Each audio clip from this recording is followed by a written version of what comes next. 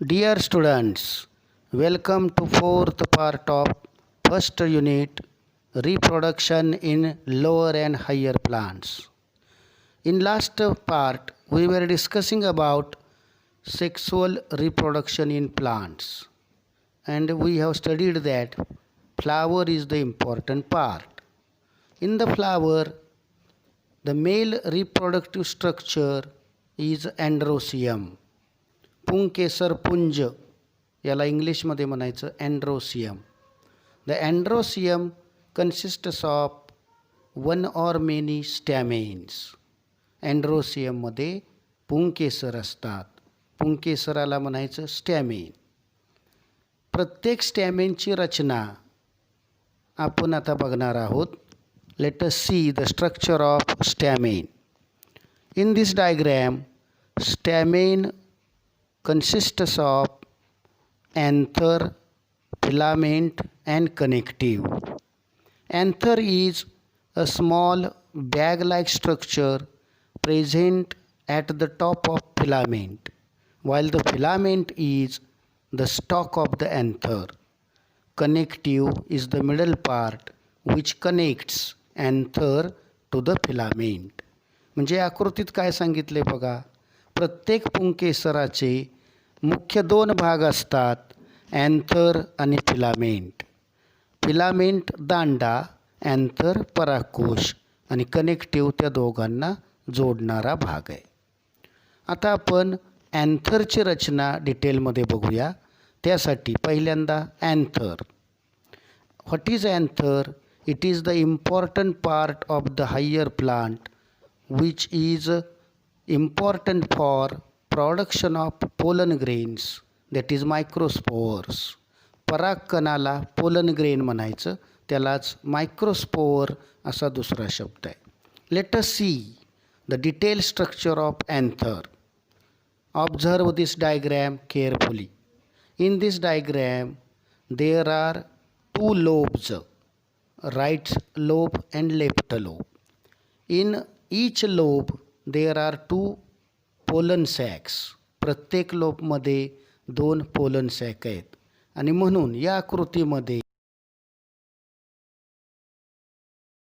दोन लोबमध्ये असणारा आणि त्यामध्ये चार पोलन सॅक असणारा, चार स्पोरॅन्जे असणारा अँथर दाखवलेला आहे. So in this diagram we can see the detail structure of anther.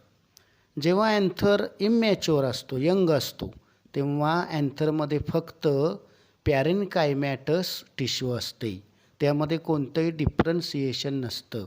So when anther is immature it consists of group of parenchymatous tissue surrounded by a single layered epidermis. Generally anther is dithecous, म्हणजे त्याच्यामध्ये दोनच lobe असतात आणि त्या दोन लोबमध्ये मिळून एकूण चार स्पोरॅन्जिया असतात, म्हणजे चार पोलन सॅक असतात, म्हणून त्याला टेट्रास्पोरॅन्जिएट असं म्हणतात. Sometimes anther is also monothecous and disporangiate. Now let us see the detail structure of anther. During development of anther differentiation occurs in parenchymatous cells of immature anther and after the development some hypodermal cells get transformed into archisporial cells. म्हणजे इथं जी आकृती दाखवली ती mature होत असलेल्या किंवा mature झालेल्या अँथरची आहे, पण त्याच्या आधी जेव्हा नुसतं मास ऑफ पॅरेनकायमॅटस सेल्स असतं, त्यातल्या चार लोबच्या ठिकाणच्या चार पेशी आर्चिस्पोरियल सेलमध्ये रूपांतरित होतात. The archesporial cell then divide and they form the inner sporogenous cell and outer parietal cell. प्रत्येक आर्चिस्पोरियल सेल काय करते? डिवाइड होते. बाहेरच्या बाजूला परायटल सेल आणि आतल्या बाजूला स्पोरोजिनस टिश्यू किंवा स्पोरोजिनस सेल बनवते. Sporogenous cell during the development undergoes division and forms sporogenous tissue, and parietal cell undergoes division to form anther wall in which 4 layers are present. म्हणजे आकृतीत दाखवले ते नीट समजून घ्या. नारंगी आणि पिवळ्या रंगानं जो भाग दाखवला आहे दॅट इज स्पोरोजिनस टिश्यू, आणि बाहेरच्या बाजूला हिरवा पट्टा दिसतोय that is anther wall. Anther वॉलच्या आत असते स्पोरोजिनस टिश्यू. या स्पोरोजिनस टिश्यूमध्ये काय असतात तर मायक्रोस्पोअर मदर सेल असतात. प्रत्येक मायक्रोस्पोअर मदर सेल मिओसिस करते आणि 4 हॅप्लॉइड मेल मायक्रोस्पोअर्स, ज्याला आपण पोलन ग्रेन म्हणतो, ते तयार करते. All these 4 microspores or pollen grains always remember together to make a group of 4 pollen grains. So it is called a tetrad. आणि म्हणून स्पोरोजिनस टिश्यूपासून मायक्रोस्पोर्स तयार होतात आणि ते टेट्रॅडच्या रूपानं 4 पोलन ग्रेनच्या एकत्रित ग्रुपच्या रूपानं या स्पोरोजिनस टिश्यूच्या ठिकाणी डेव्हलप होतात. नाव let us see about the anther wall. Anther wall consists of 4 important layers. Outermost epidermis, second endothecium, third middle layer, and the innermost 4th tapetum. Epidermis is the outermost layer and it is made up of tabular or flattened cells, and epidermis is protective in function. म्हणजे काय बघा, epidermis सगळ्यात बाहेरची layer आहे आणि ती विशिष्ट प्रकारच्या अशा फ्लॅटनड पेशींपासून बनते.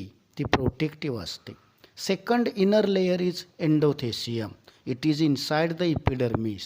It is made up of radially elongated cells with fibrous thickenings. म्हणजे काय, एंडोथेशियम रेडियली इलॉंगेटेड पेशींपासून बनते ज्यांना फायब्रस थिकनिंग्ज असतात. Third layer is middle layer, consists of 1 to 2 layers of thin walled cells, and last one is tapetum which is innermost. या सगळ्या 4 लेयरपासून बनतोय anther wall. आपण सारांश बघूया. टीएस ऑफ अँथरमध्ये आपल्याला काय काय दिसतं, 2 मुख्य भाग स्पोरोजिनस टिश्यू आणि अँथर वॉल. अँथर वॉलमध्ये 4 layers, epidermis, endothecium, middle layer आणि tapetum. So in TS of anther these are 2 important parts. Now when the anther becomes mature it gets dehisced so that pollen grains are shed outside. म्हणजे काय बघा, हे परागकोशात तयार झालेले परागकण परागकोशातून बाहेर येऊन कुक्षीवर पडल्याशिवाय पॉलिनेशन होत नाही आणि त्याशिवाय फर्टिलायझेशन होत नाही, त्याशिवाय पुढच्या स्टेप येत नाहीत. म्हणून सेक्सुअल रिप्रोडक्शनमध्ये पॉलिनेशन ही महत्त्वाची स्टेप आहे आणि ती होण्यासाठी हा मॅच्युअर अँथर फुटणं गरजेचं आहे. In this diagram the anther is dehisced to the left as well as to the right. To the left side anther is dehisced at the junction of 2 pollen sacs. Similarly, at the right side, anther is dehisced at the junction of 2 pollen sacs, so that pollen grains or microspores are shed outside. So this is about structure of anther.